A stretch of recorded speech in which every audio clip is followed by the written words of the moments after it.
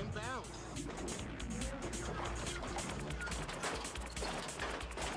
We just like to see them jump, see how high they can go and tear it up.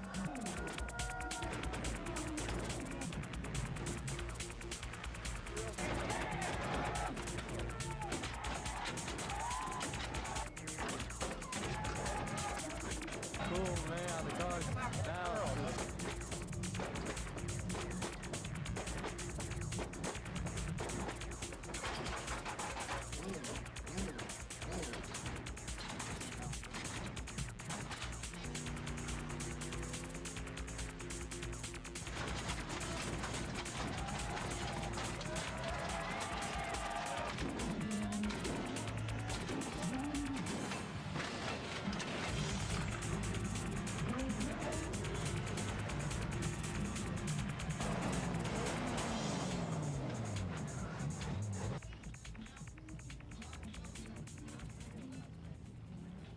For those of us who might be wondering, how do you make a 4,000-pound car jump around like a rabbit?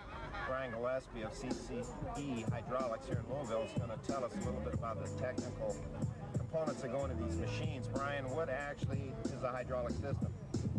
Hydraulic system is a power unit, okay? And how this power unit works, it replaces actually the shocks on the car with hydraulic cylinders. And it's operated by a manual switch, and that is what gives the movement of the car. I see. So the hydraulic pumps actually work off a battery supply. So you get a battery supply that operates the pumps, then you have an oil reservoir, and your hydraulic cylinders that actually replace the shocks on the car, the suspension. So once you activate this... Right, and it has an upward movement, which raises it, and then it has a dump system on it, which when you hit the switch down, it will dump it and lets it down. Go back down.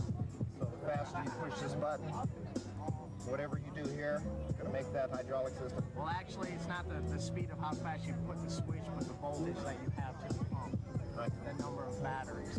Because what we're doing, we're taking a 12-volt motor and running up to 120 volts through it. And that's why these things do get so hot. That's why you see them burn out. I see. They do not last very long. In essence, overloading the original design parameters of the system here. Now, in a normal, like competition car such as this, we'll run it at 120. But on a street car, most of your average street cars only run at 36, 48. You'll get a lot more life out of the vehicle. I see.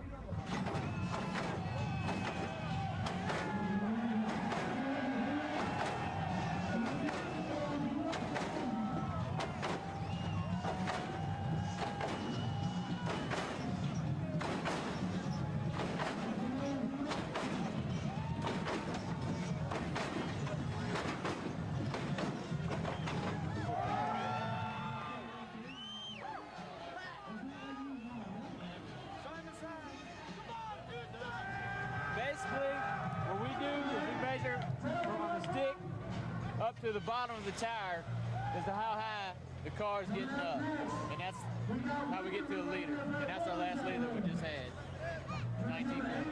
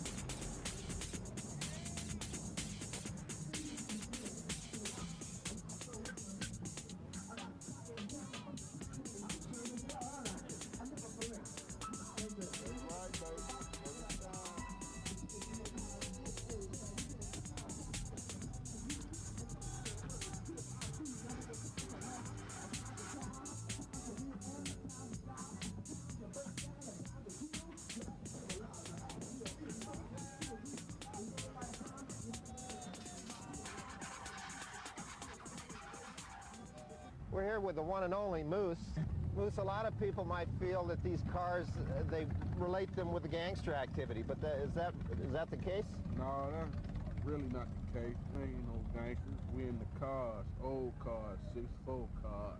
We love the style, we love how it looks, we love how it rolls, and just looking at the engines and pipes, being on the frames is just beautiful. That's cool. So it's really young people, old people, any age that enjoy cars, they like the low riding, and you come out here and it looks like you have a lot of fun. Yeah, from when I was little, 6'4" Chevy Hot Wheels, still got it. Yeah. Have you ever been to the West Coast? No, don't really want to go over there. You know, people ain't my style. I like right over in Ohio. Well, I can understand that. You guys are doing a great job out here. You got some beautiful cars. Yeah. And, you know, I've done some shows out there on the West Coast, and it's a little more intense, a little more, you people are a lot more laid back here. So you have a lot more fun. I really appreciate that. Jeff, if somebody came out here that never seen a lowrider before and been to an event like this, how would you describe the vehicles and the people and what you're doing out here? I'll be honest with you. I've been really associated with this for like about five or 6 years now. It's a very family-oriented sport. It's a lot of fun, a lot of camaraderie. Everyone gets together and has a good time. Even different car clubs. They're from St. Clair's finest. I'm from East Side. We hang out and take care of each other's car and help each other clean each other's car. It's a family fun thing. It's a great sport. We just enjoy going out. A lot of people relate these cars with bad element gangster activity. How do you think that came about? Couldn't tell you. I would have to blame it on ignorance, not knowing it. I mean, again, you could get in trouble with a cop for, you know, not knowing the law. You could still get a ticket for doing something wrong. They just don't know what it's like. They've never come to a show, never experienced it. They're just hearsay, and they've seen things. And there's been more peaceful lowrider shows associated with the magazine and with other magazines and other shows that go on, such as this one. We have no problem. Chris, did you do most of the work on this car yourself? I did everything on this car myself. Really? Then you'd be a good guy to tell us what goes into putting one of these lowriders together, not only time and equipment, but money as well.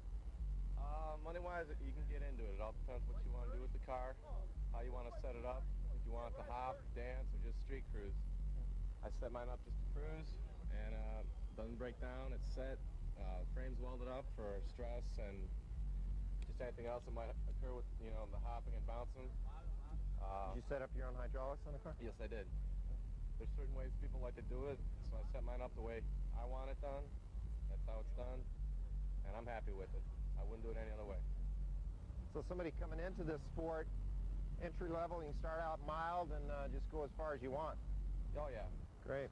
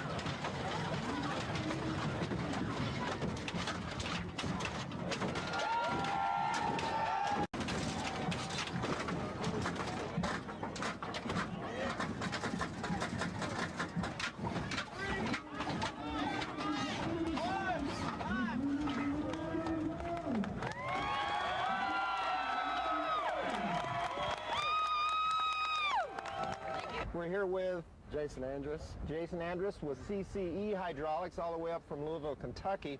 Now, both these cars behind us are specifically built for hopping, but one of them, the purple car in the back, is a dancer. What exactly is the difference here, Jason? Well, the difference is a hopper just basically hops the front wheels off the ground, where a car dancer will move up in front, the back, and sides, and bunny hop the whole car. So these cars are built from the ground up to do what we're going to see here today. Right. Basically, we get a car. Doesn't necessarily have to be anything special. Take it off the frame, reinforce the whole frame on it. Right. Start from scratch. Now, the purple car, actually, there's no motor in it, right? Right. It's all driven by hydraulic and batteries. But that fits within the lowrider hopping rules. Right. It's considered a radical car dance. It doesn't have to have a motor or batteries or anything like that. All it has to get in on its own power. Okay. And some cars make better hoppers than other, right? Like the 63 Chevys. Right. Anything with a long wheelbase with a full frame that you can reinforce it to make it last. I see. And there is a motor in the blue car here, right? Right. It's a 283 V6. Okay. A four-cylinder would be lighter, though, right? Yeah, it would, but that you can't alter it. I understand. 5, 4, 3, 2, 1.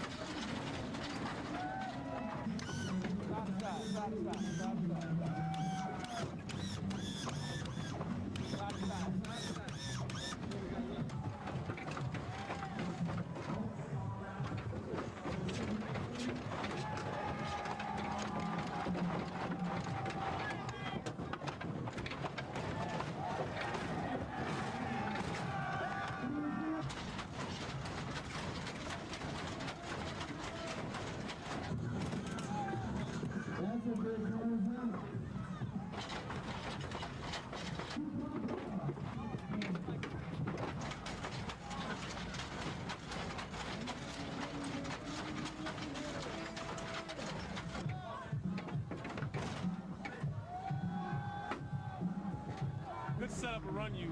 A good hydraulic setup like the one, the red one just out there, you're looking at about $4,000 or $5,000 just to get it up in the air, to destroy it. For the crowd to have fun. All about fun. I won't say it's about money, I say it's all about having fun.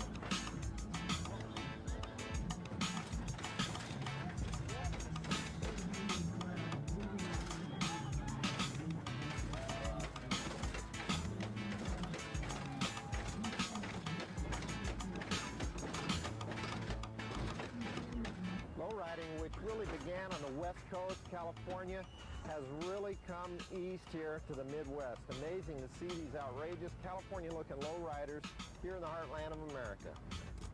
This is Matt Brandenburg's Cadillac sedan, actually a limousine. What year is this? This is a 1981 Cadillac Fleetwood limo. Right, now it looks like a pretty new creation. How long have you had this on the road? It's been on the road all fixed up here for about probably a month or so. I've got about 4 months work into it. All right, was this your concept, your idea to take this type of limo and do this to it? Yep, I got it basically from a junkyard. It was pretty trashed up. I had to redo the interior. It was so bad, and I had to make a lot of custom parts for the interior, and it was a lot of work. Yeah, well, I really like the way you've done the paint scheme, and it kind of matches this crushed velvet in here, too, doesn't it? That's the old wet paint with saran wrap or something over it, isn't it? Yeah, the guy's a really good painter. He's Alan Folks, and he did all the marble on it. Very tasteful on this car. What kind of hydraulic system do you have? It's all hijacker. It's 8 batteries, 2 pumps, 4 dumps, 8 switches. Dean Carnes and Dave Bonin hooked that up for me. Wow. Yeah, Dean Carnes is really known around here. Really amazed to see this happening in the Midwest and the heartland of America here. Kids having fun with lowriders. Yeah, it's just fun. That's one reason I do it, really. It's fun, and they make other people smile when they see the car. That's great. Quite a creation and one of the highlights of the event here. Yeah, thanks a lot. I really appreciate you doing that. The Green Machine. The Green Machine, you know, it's been called a lot of things.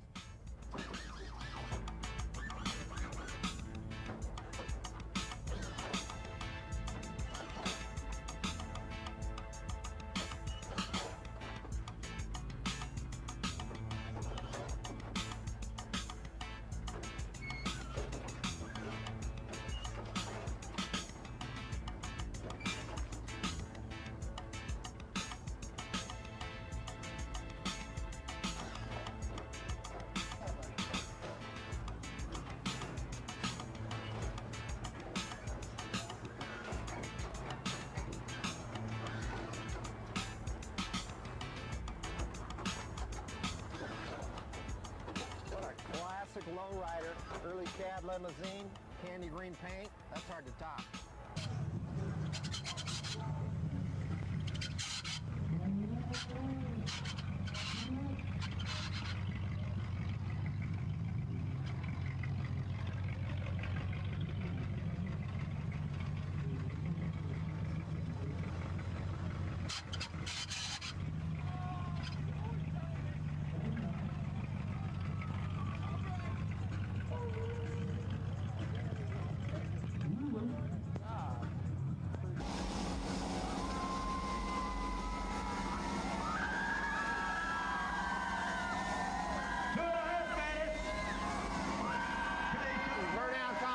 It looks like something that anybody can get started in. All you have to have is a car and a tire you want to destroy or two. And you can be a burnout star.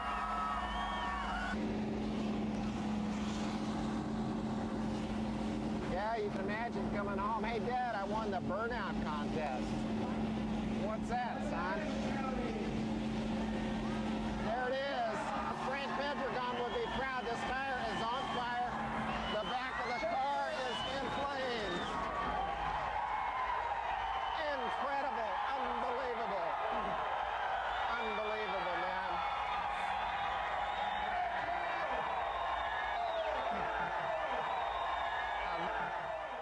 That, ladies and gentlemen, was a burnout. I think old Flamin' Frank Pedregon would have been proud of that one. Actually set the tire on fire, almost burned the truck off. Got scary for a minute, but he's our new record holder. And burnouts. Full-size Chevy Impala Pro Street. Plenty of horsepower here to spin that rubber. Spoiling both tires. Okay, the Orange El Camino trying to blow that tire completely off the rim. The tire has come apart, but it's still on the rim. There it goes, and he's all done. All right, he got it there. What time we got? Plenty of that 350 Chevy power is pushing it right off the pad with the front wheels locked up. Getting on the horn a little bit.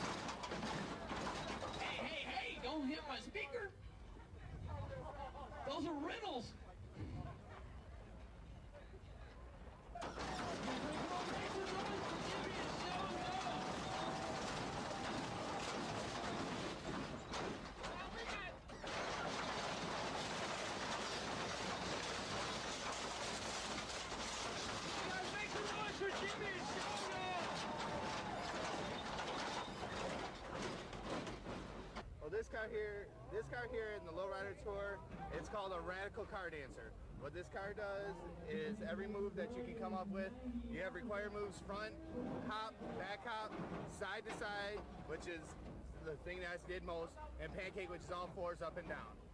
This car here has 4 pumps, 12 batteries, and it's capable of doing everything. We tied for first place in the country last year with this vehicle.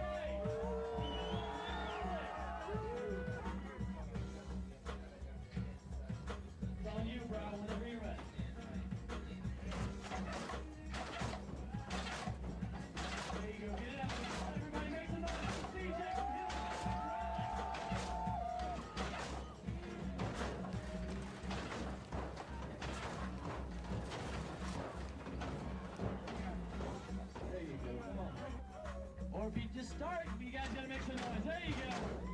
Come on, guys. Come on, everyone, make some noise for Chris and the 64 Impala.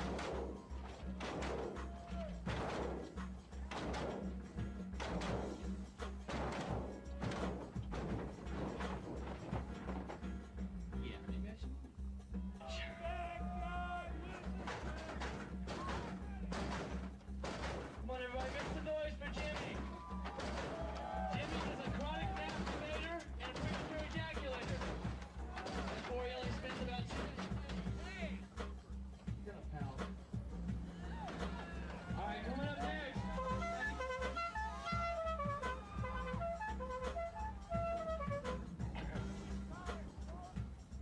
All right, give it up.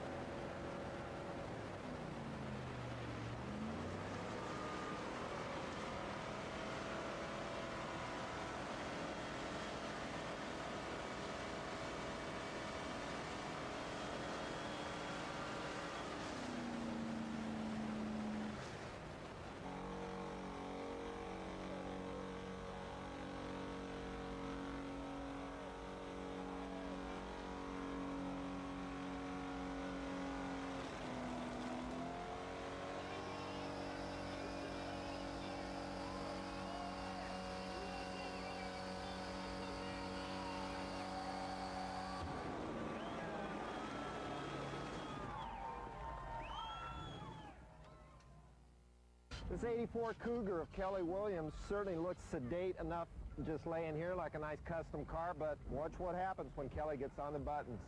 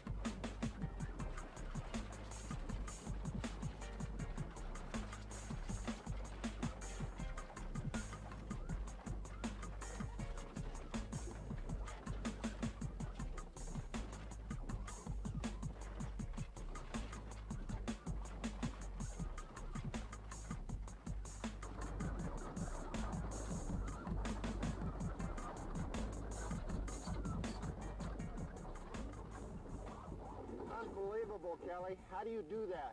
It's hydraulic.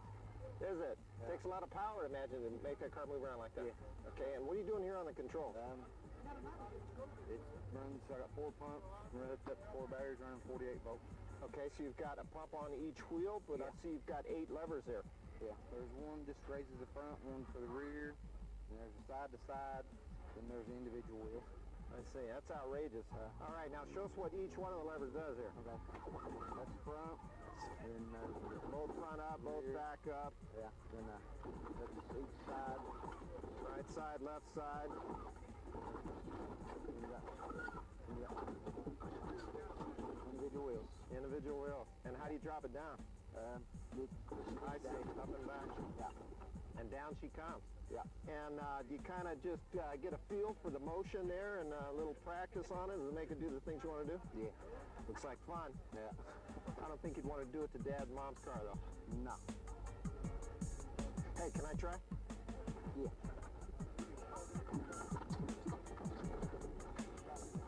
I give. Crazy. Yeah.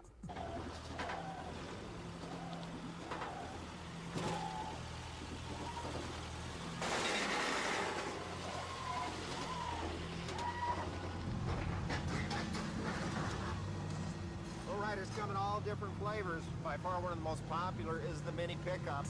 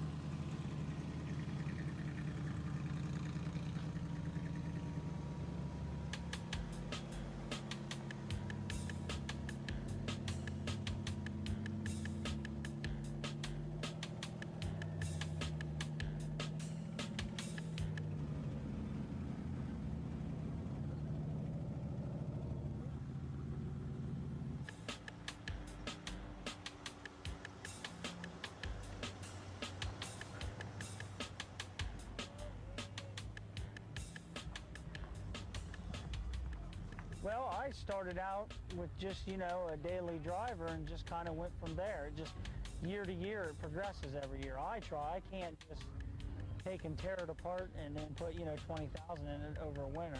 It's just been over the last 4 years.